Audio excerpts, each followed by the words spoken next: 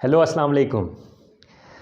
हम Karl Marx को समझने के सफ़र में हैं और अपनी लास्ट वीडियो में मैंने बात की थी कार्ल मार्क्स का यंग हेगेलियंस के ग्रुप में शामिल होने के हवाले से और कैसे हेगल की डायलेक्टिक्स ने या जो हेगेलियन मेथड है या फिनोमिनोलॉजी ऑफ माइंड जो हेगल ने एक किताब लिखी थी उसका इन्फ्लुएंस कार्ल मार्क्स के ऊपर हुआ था। लेकिन कार्ल मार्क्स का ये रोमांस यंग हेगेलियंस के साथ ज़्यादा अरसे तक चला नहीं और फिर कार्ल मार्क्स ने हेगल की जो डायलेक्टिक्स थी या हेगल का जो मेथड था उससे डिपार्ट किया। आज की वीडियो में हम इसी पे बात करेंगे और हम जो मार्क्सिस्ट डायलेक्टिक्स है उसको समझने की कोशिश करेंगे, जिसको आम तौर पर डायलेक्टिकल मटेरियलिज्म कहा जाता है। डायलेक्टिक्स आपको जस्ट एक रिकैप के लिए मैं बता देता हूँ कि हेगल का ये ख़्याल था कि हिस्ट्री की जो डेवलपमेंट है ये असल में एक लॉजिकल स्ट्रक्चर रखती है, यानी तारीख़ एक ख़ास लॉजिकल अंदाज़ में आगे चलती है। इसमें जो प्रोग्रेस होती है, जो तरक्की होती है, वो लॉजिकल अंदाज़ में होती है और ये लॉजिकल स्ट्रक्चर हिस्ट्री का थीसिस, एंटाइथीसिस एंड सिंथेसिस की शक्ल में हम समझ सकते हैं, इसको देख सकते हैं। तारीख़ को देखकर हमें ये समझ आता है। अब ये जो तारीख़ की जो प्रोग्रेस है, तारीख़ का जो आगे चलना है, जो लॉजिकल डेवलपमेंट है हिस्ट्री की, ये बुनियादी तौर पे जब हेगल इस पे बात करते हैं तो हेगल ये कहते हैं कि ये आइडियाज़ की वजह से है। यानी जो डायलेक्टिक्स है बेसिकली बुनियादी तौर पे वो आइडियाज़ की डायलेक्टिक्स है। मिसाल के तौर पे मैंने आपसे बात की थी कि ये जो आइडिया है फ्रीडम का, फ्रीडम, कंप्लीट फ्रीडम, फिर स्ट्रिक्ट हायरार्किकल रूल और फिर एक डेमोक्रेसी के अंदर एक फ्रीडम। तो ये तसव्वुर जो आज़ादी का है ये मुख्तलिफ़ स्टेजेस में से गुज़रता हुआ एक फ्रीडम का एक मानी,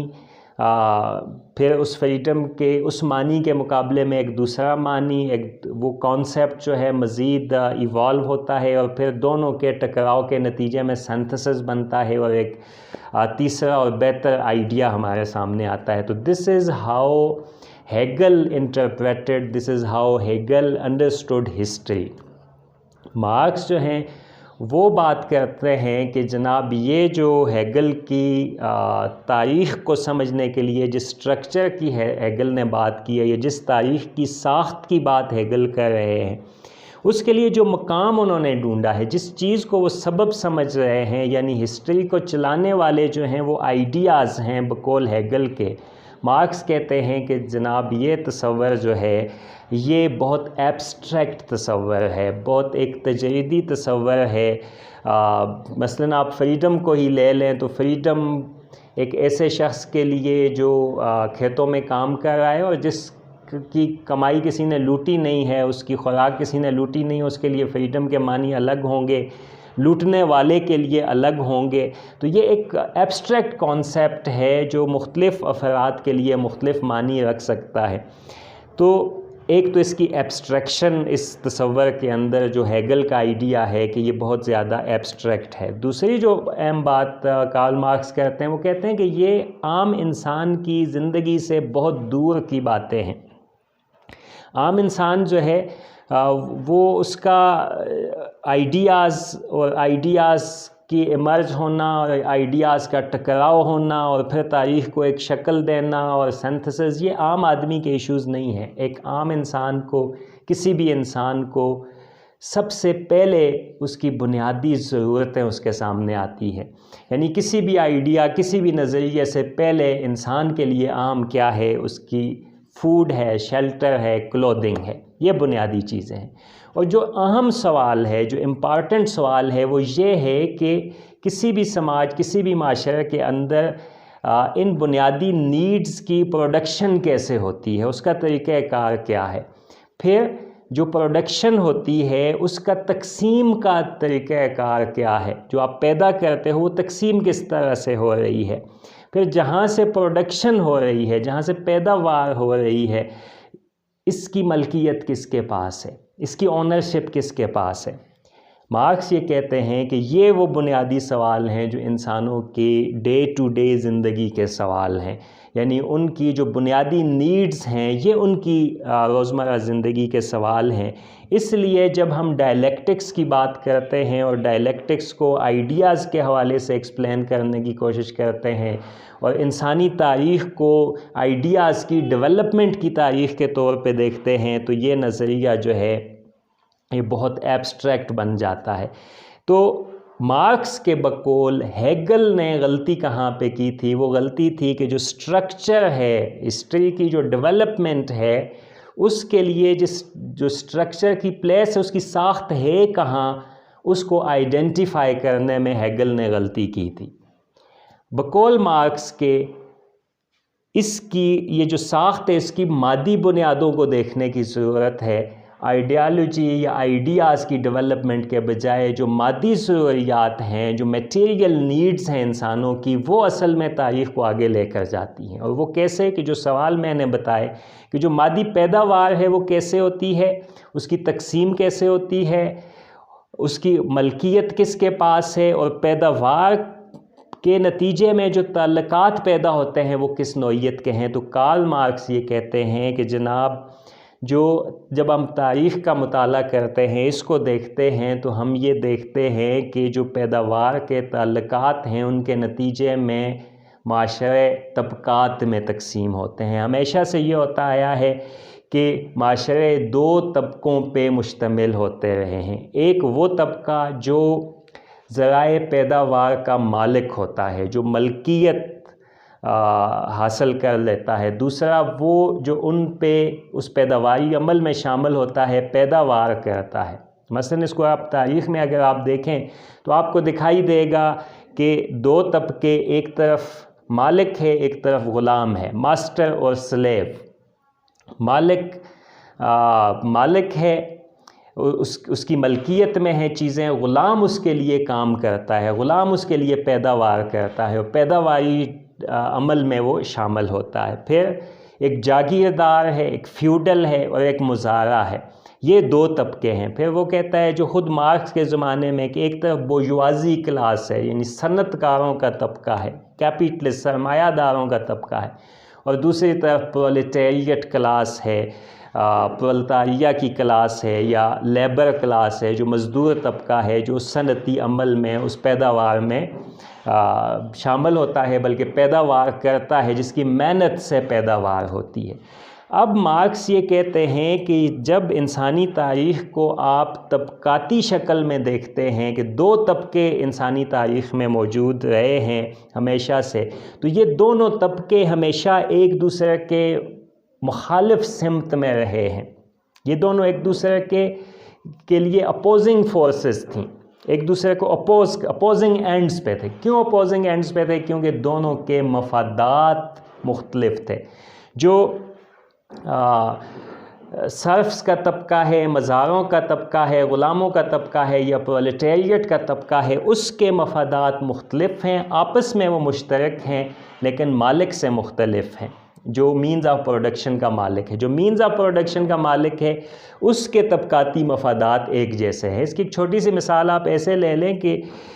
جو ایک صنعت ہے، اس صنعت کا مالک جو ہوتا ہے اس کا مفاد کیا ہوتا ہے؟ کم سے کم مزدوری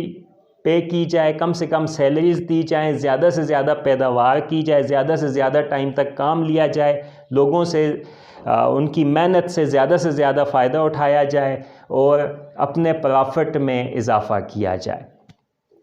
چیزوں کی سرپلس ویلیو میں اضافہ کیا جائے، پیداوار میں اضافہ کیا جائے۔ اس کے بس میں اگر ہو تو وہ 20 گھنٹے مزدوروں سے کام لے اور زیادہ سے زیادہ پروڈکٹ پیدا کرے۔ دوسری طرف جو مزدور طبقہ ہے اس کا مفاد کس میں؟ اس کا مفاد یہ ہے کہ اس کو زیادہ تنخواہ ملے، اس کے مسائل، اس کو صحت کی سہولت ملے، اس کو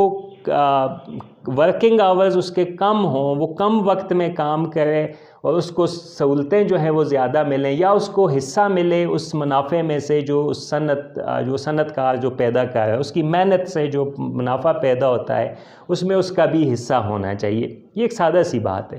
تو اب اگر مزدور طبقے کو فائدہ ہو رہا ہے تو صنعت کار کو نقصان ہو رہا ہے، اور صنعت کار کو فائدہ ہو رہا ہے تو مزدور طبقے کو، تو یہ اپوزنگ انٹرسٹ ہیں، مفادات کا ٹکراؤ ہے۔ کارل مارکس یہ کہتے ہیں کہ پوری انسانی تاریخ اصل میں طبقات کی کشمکش کی تاریخ ہے۔ یہ طبقے ایک دوسرے کے ساتھ مسلسل کشمکش میں رہے ہیں، اور یہ کشمکش کبھی بہت واضح، بہت کھلی ہمیں دکھائی دیتی ہے، کبھی ہڈن، چھپی ہوئی، اندر کی فرسٹریشن کے طور پہ موجود، ہمیں ہر وقت یہ کشمکش تاریخ انسانی میں دکھائی دیتی ہے۔ اب اس کشمکش کے نتیجے میں کیا ہوتا ہے؟ جو ڈائلیکٹکس ہے یہاں پہ، اب جب مارکس ڈائلیکٹکس کو، ہیگیلین ڈائلیکٹکس کو استعمال کرتے ہیں تو وہ کہتے ہیں کہ یہاں ایک ہی وقت میں ایک معاشرے میں تھیسز اور اینٹی تھیسز موجود ہوتا ہے۔ مثلاً اگر مزدور کا مفاد تھیسز ہے تو جو صنعت کار ہے اس کا مفاد اس کا اینٹی تھیسز ہے۔ ایک کسان کا مفاد، کسان جو ہے وہ اگر تھیسز ہیں، ان کا طبقاتی مفاد تھیسز ہے، تو جو فیوڈل لارڈز ہیں ان کا طبقات اینٹی تھیسز ہے۔ تو چونکہ انسانی تاریخ طبقات کی باہمی کشمکش کا نتیجہ ہے، اس کے نتیجے میں ہوتا کیا ہے کہ یہ طبقات جب آپس میں ٹکراتے ہیں تو اس کے نتیجے میں سینتھسز ہوتے ہیں، اور یہ ٹکراؤ کس شکل میں ہوتا ہے؟ یہ ایک انقلاب کی شکل میں ہوتا ہے کہ کبھی کبھار یہ تھیسز اور اینٹی تھیسز اس انداز میں ایک دوسرے کے ساتھ ٹکراتے ہیں کہ جس کے نتیجے میں پرانا ڈھانچہ، معاشی ڈھانچہ، سیاسی سماجی ڈھانچہ ٹوٹ پھوٹ کا شکار ہو جاتا ہے، اور اس کی جگہ پہ ایک نیا تھیسز جنم لیتا ہے، نئے رشتے جنم لیتے ہیں، پیداوار کے نئے رشتے جنم لیتے ہیں۔ کبھی کبھار پوری سوسائٹی کا ڈھانچہ تبدیل ہو جاتا ہے، اور کبھی کبھار یہ کشمکش معاشرے کو اس طرح سے آگے لے کر چلتی ہے کہ ان پیداواری رشتوں میں جو تعلقات ہیں ان کی نوعیت میں کچھ نہ کچھ تبدیلی آتی ہے۔ اب یہ جو نیا تھیسز، نئے تعلقات وجود میں آتے ہیں، سماج کی نئی جو تشکیل ہوتی ہے، معاشرہ نئے انداز میں جو بنتا ہے، تو اس کے اندر ہی ایک نیا آپریشن بھی جنم لیتا ہے، ایک نئے جبر، ایک نئے ظلم کا نظام بھی جنم لیتا ہے۔ یعنی جو انسانی تاریخ ہے وہ بنیادی طور پہ جابر اور مجبور، ظالم اور مظلوم کے درمیان کشمکش کا نتیجہ ہے، اور جب یہ کشمکش ایک انقلاب کی شکل میں اگلی منزل میں داخل ہوتی ہے تو اس کے بعد جو نئے طبقات جنم لیتے ہیں، ان نئے طبقات کے درمیان بھی کشمکش ہوتی ہے، اور ظلم کا ایک نیا ڈھانچہ، جبر کا، آپریشن کا ایک نیا ڈھانچہ تشکیل پاتا ہے۔ پھر ہوگا کیا؟ اگر پوری انسانی تاریخ ایسے چل رہی ہے تو کیا ایک مایوس مستقبل ہے انسانوں کا، ایک نا امیدی ہے کہ ہمیشہ جب بھی تبدیلی آئے گی تو اس کے نتیجے میں کیا ہوگا کہ ایک نیا ظلم کا نظام، ایک نیا جبر کا نظام قائم ہوگا؟ تو مارکس اس حوالے سے نا امیدی یا مایوسی کی بات نہیں کرتے، بلکہ وہ کہتے ہیں کہ جو اینڈ آف ہسٹری ہے، جو آخری سٹیج ہے انسانوں کی، انسانیت کی، انسانی سماج کی، وہ سٹیج ہے جس کو وہ کمیونزم کہتے ہیں، جہاں پہ اس کشمکش کا خاتمہ ہو جائے گا، جہاں پہ طبقات کا خاتمہ ہو جائے گا، ایک کلاس لیس سوسائٹی تشکیل پائے گی، کمیون میں انسان رہنا شروع کریں گے، اور جو ذرائع پیداوار ہیں وہ سب کی اجتماعی ملکیت بن جائیں گے۔ اب یہ وہ منزل ہے جس کی طرف مارکس اس ڈائلیکٹیکل پروسیس کو لے کر چلتے ہیں، اور اس کو آپ سمجھیں تو پہلے پیداوار کے تعلقات میں کی وجہ سے دو طبقوں کے درمیان کشمکش اور جدوجہد ہوتی ہے، اس سے جو انقلاب آتا ہے اس کے نتیجے میں نئی طبقاتی تشکیل ہوتی ہے جو پہلی سے نسبتاً بہتر ہوتی ہے۔ پھر اس کے بعد جو کشمکش چلتی ہے، پھر تاریخ جو ہے وہ آگے چلتی ہے، ایک انقلاب آتا ہے، اور اس انقلاب کے نتیجے میں جو نئی طبقاتی تشکیل ہوتی ہے وہ پہلے سے نسبتاً بہتر ہوتی ہے۔ تو یہ انسانوں کی، انسانی سماج کا جو ارتقاء ہے، یہ چلتے چلتے اس سٹیج پہ پہنچا ہے جہاں پہ بورژوازی اور پرولٹیریٹ، یعنی جو صنعت کار طبقہ اور مزدور طبقے کے درمیان یہ جو تھیسز اینڈ اینٹی تھیسز موجود ہیں، اور ان کے درمیان جو ٹکراؤ ہوگا، جو جدل ہوگا، جو ڈائلیکٹکس چلے گی، جو انقلاب آئے گا اس کے نتیجے میں ایک ایسا سماج قائم ہوگا جو کلاس لیس سوسائٹی کا سماج ہوگا۔ اب مارکس یہ سمجھتے تھے کہ یہ کیپیٹلزم جو ہے یہ طبقاتی تاریخ کی آخری منزل ہے، اس کے بعد طبقاتی تاریخ ختم ہونے جا رہی ہے، بلکہ وہ اپنی زندگی میں یہ سمجھتے تھے کہ جسٹ کچھ عرصے میں شاید یہ سب کچھ ہو جائے۔ جیسا کہ میں جب ان کی زندگی کے حوالے سے بات کر رہا تھا تو میں نے یہ کہا تھا کہ جب مارکس ڈاس کیپیٹل کو فائنلی لکھنے میں مشغول ہو گئے تو انہوں نے بہت تیزی سے اس پہ کام کیا، کیونکہ ان کا یہ خیال تھا کہ کہیں ان کے یہ لکھنے سے پہلے ہی تاریخی واقعات وہ منزل طے نہ کر دیں۔ اب یہاں ایک اور بات جو آپ نے ذہن میں رکھنی ہے کہ مارکس یہ کہتے ہیں کہ جو ریولوشنز ہوتے ہیں، جو انقلاب ہوتے ہیں، یہ تاریخ کے انجنز ہوتے ہیں، یعنی یہ لیپ فارورڈ کرا لیتے ہیں، تاریخ کو پچھلی منزل سے چھلانگ لگا کے آگے لے جاتے ہیں اور ایک نئی منزل پہ پہنچا دیتے ہیں۔ اب یہاں پہ جو مارکسسٹ فلاسفرز ہیں ان کے درمیان ان کے سامنے دو سوال ہیں۔ بنیادی طور پہ سوال تو ایک ہے، لیکن اس سوال کے جواب میں جو مارکسسٹ انٹرپریٹرز ہیں، جو فلاسفرز ہیں، دو حصوں میں ہمیں تقسیم ہوتے ہوئے دکھائی دیتے ہیں۔ وہ یہ کہ یہ جو تاریخ کا ارتقاء ہے، کیا یہ انایویٹیبل ہے، یہ پری ڈٹرمنڈ ہے، یہ ایسے ہے کہ جیسے سب کچھ لکھا ہوا ہے اور ایک مقدر کی طرح ایک منزل کے بعد دوسری منزل، اس کے بعد تیسری، چوتھی، پانچویں، اور پھر کمیونزم کی سٹیج آ جائے گی، یعنی یہ پری ڈیسٹنڈ یا پری ڈٹرمنڈ ہے، پہلے سے طے شدہ ہے اور تاریخ نے اسی سفر پہ جانا ہے؟ یا کیا انسان آزاد ہے، انسان فری ہے کہ وہ ایک منزل سے دوسری منزل کی طرف لے کے جا سکتا ہے؟